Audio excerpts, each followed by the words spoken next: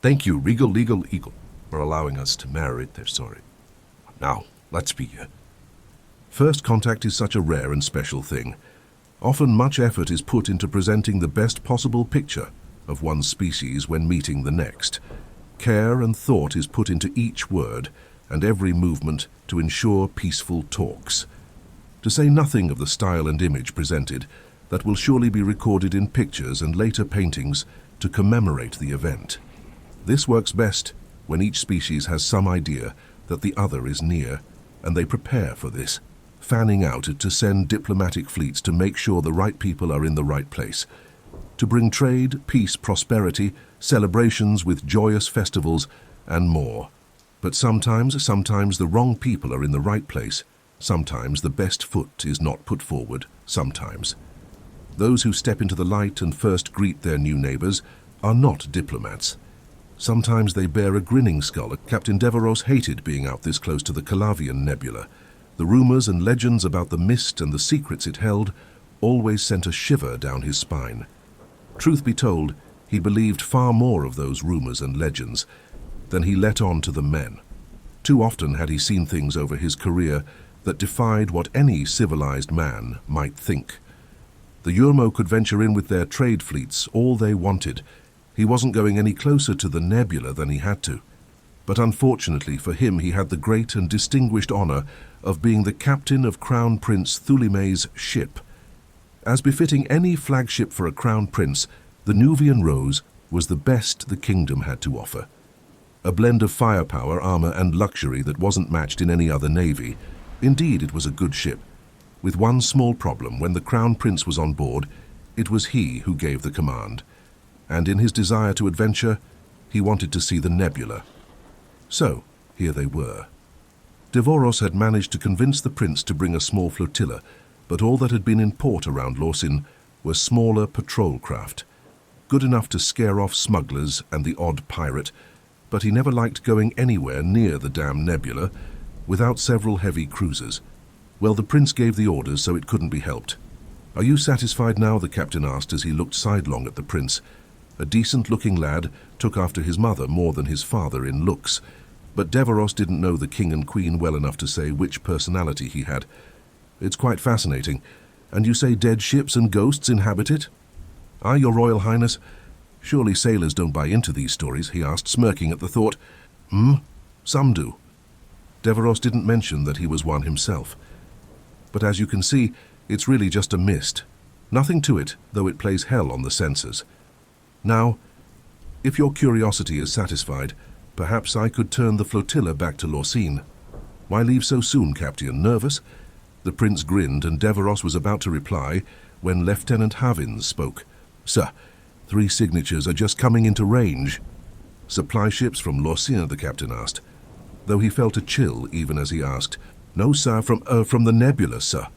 Deveros leaned forward, gripping the railing on the bridge before him as he looked out into the cloud. Then he saw the vessels slowly emerge, the wisps of the nebula stretching out around them, as if they were fingers desperately trying to pull the ships back into the hellish mist where they came from. "Sir, Sue, they don't match any known signatures, and that middle ship. It's—" He trailed off as Deveros examined the hulk. He couldn't believe the size of the thing. I'd fought in many a battle, but never seen a vessel as large as that before. It was twice the size of the King's Might, which was the largest battleship they'd ever built.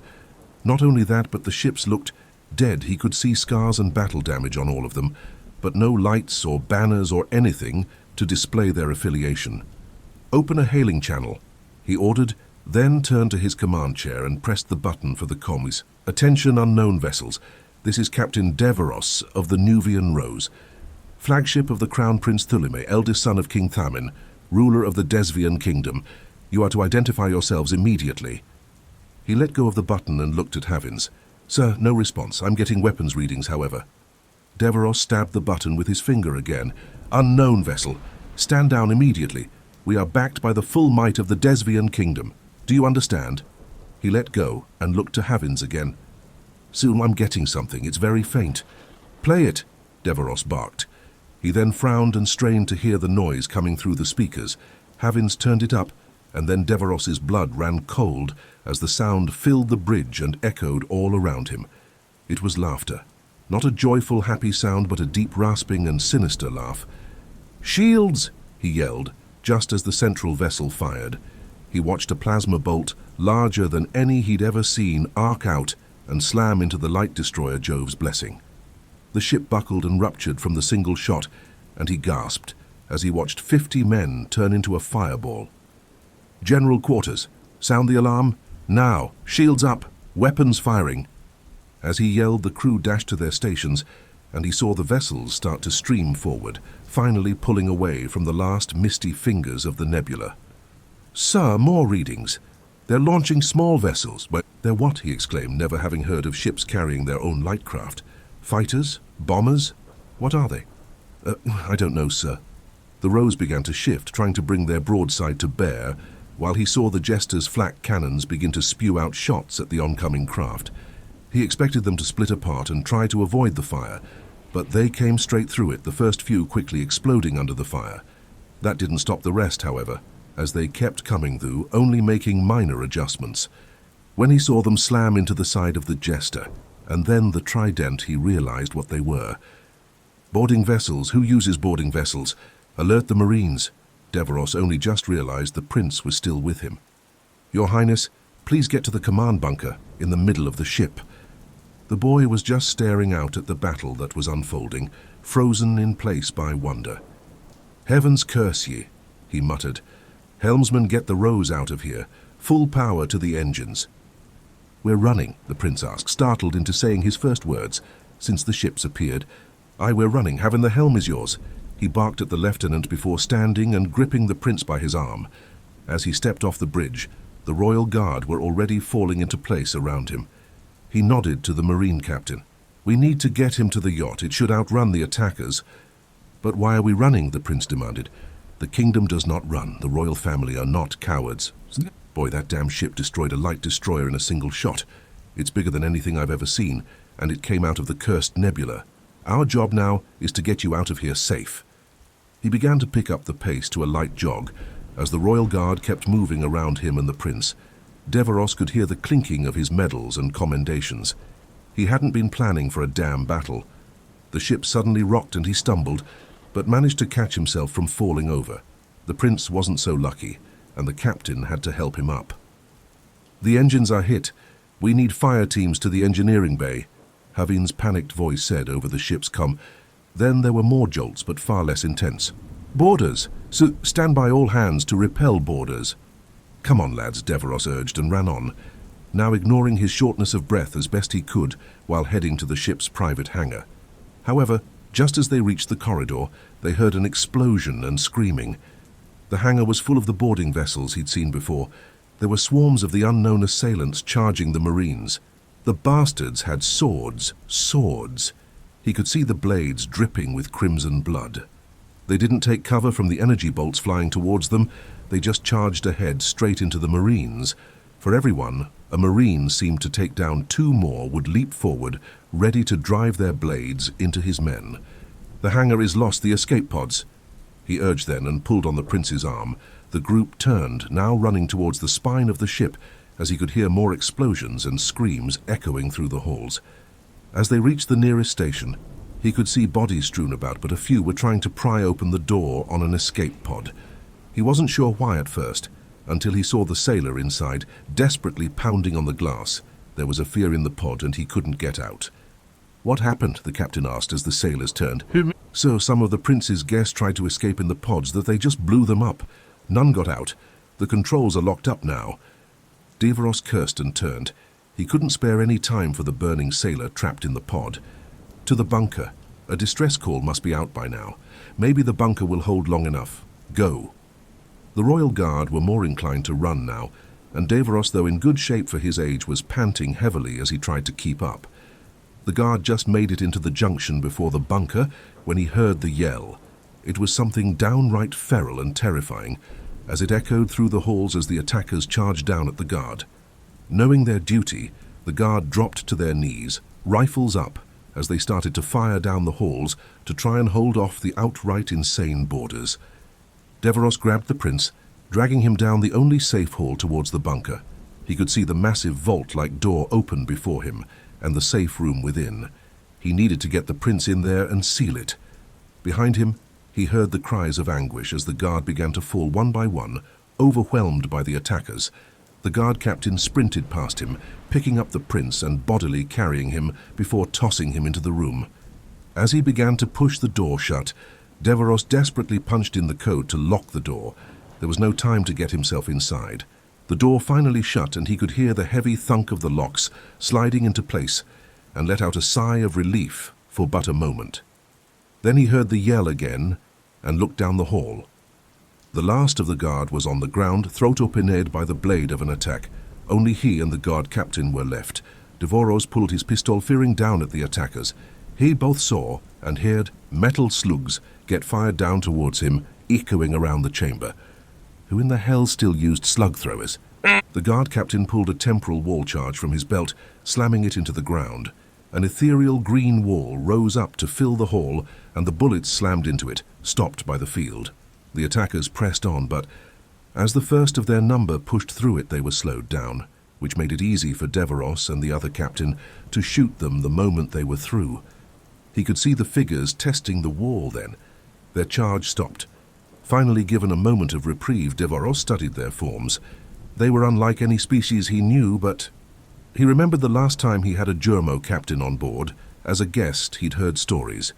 A new species that didn't just hide in the nebula or travel through it, but actually lived in the cursed thing, a species both barbaric and sophisticated at the same time. Judging from the size of that ship, yet the weapons they used, he wagered this was what did they call themselves again? That's right, humans. He watched three of their number surge forward into the wall together. Deveros and the guard captain fired on them as they pushed through, easily killing them the moment they were on the other side of the barrier. But once they were on the ground, Deveros saw one of them open his hand, a red and white sphere dropping to the deck. "Look out," he called, but it was too late, as the explosion knocked him back and he blacked out. When Deveros came to, there was a splitting pain in his head and his chest and his face. He truly hurt everywhere. His eyes slowly opened, and he realized he was on his knees. His head rolled a little as he tried to move, but something pushed him back down. His hands were stuck behind him as well. As consciousness finally took hold, he realized he had been taken prisoner. Hands tied behind his back, held on his knees by one of the humans. A splinter of metal was lodged in his chest, and he could feel the blood dripping out, and his lips felt blistered and cut. Just before him was the guard captain in a similar situation. What were the humans waiting for? Then he heard the footsteps echoing out down the hall. They were well-paced, methodical, threatening, a very steady clack, clack, clack. Then he saw the figure. It had long crimson-red hair and was wearing a battered and dented suit of some sort of strange metal armor. If they were anything like his people, then he figured by the curves it must be a female. She was grinning as she clutched a long cutlass in one hand, blood dripping from the tip, and there seemed to be an ominous black smoke following behind her, as if she were one of Grimm's angels sent from the black caverns to drag him to that particular hell. She stood before them then, seeming to tower high above them, impossibly tall it felt like. She looked between Deveros and the guard, before pointing the tip of her sword at the guard. "What's the code to the vault? Vault, did she mistake the bunker for a safe holding jewelry?" Either way, the guard just spat a mouthful of blood up onto the torso of her armor. Deveros gulped as he watched the figure reach up with her other hand and slowly wipe some of the blood onto two of her fingers. Then, to his absolute horror, she pulled the fingers up to her lips and delicately licked them clean with her tongue. Mmm, tastes rather nice. Sort of a kick to it. As she looked at her fingers and seemed to muse the very taste of the guard's blood, she drove her sword forward with the other hand, driving into his throat. Deveros turned away as he heard the guard gurgle out and then collapse in a growing puddle of his own blood. Deveros hadn't felt fear in a long time, but he felt it now. Was this really a species of actual living creatures, or was she really one of Grimm's angels sent to drag him down in the abyss? The code? I'll sadly, sir, it took him a moment to breathe and build his courage before pulling himself up and looking her in the eye. "I'll never talk." He expected the end to be swift, but to his despair, he instead saw a gleam in her eyes, a gleam that nearly made him piss himself in fear, as he felt that chill straight down his spine. Never is such a long time. Instead of the blade, her fist came down, and everything went black. When the nearest fleet responded to the distress call, they found the remains of the flotilla empty and devoid of life. Weapons and parts had been stripped from the shattered husks that were once ships.